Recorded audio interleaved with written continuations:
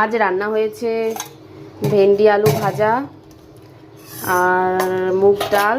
এখানে মা মুগ ডাল বানিয়েছে, আমি ভেন্ডি আলু ভাজা মানে ভেজেছি। করলাও কেটে রেখেছি, মানে কেটেছি, ভাবছিলাম যে করলাও ভাজবো। তো ভেন্ডি মানে করলা আর ভেন্ডি নাকি একসাথে খাওয়া যায় না, কেন খাওয়া যায় না সেটা ভুলে গেছি, তোমরা জানলে জানিও তো। আর আর এখানে মা বানিয়েছে হচ্ছে এই মুখি কচু, এই গোল গোল কচুগুলো হয় না, আমরা তো মুখি কচু বলি, তোমরা কি বলো জানি না। এই মুখি কচু রসা, আলু দিয়ে রসা। আর এখানে আম কেটেছি, এখন অনুরাগের ভাত খাওয়া হয়ে গেছে, ডাল আর ভেন্ডি ভাজা দিয়ে ভাত খেলো।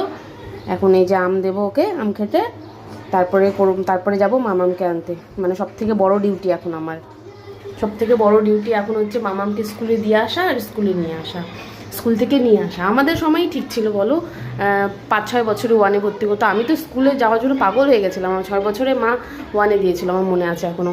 মানে কবে স্কুল যাব, কবে থেকে স্কুল যাব, কবে আমাকে স্কুলে ভর্তি করাও, আগেই ঠিক ছিল। আর এখন এই ছোটো 2 বছরই হয় না বাচ্চাটা স্কুলে যায়।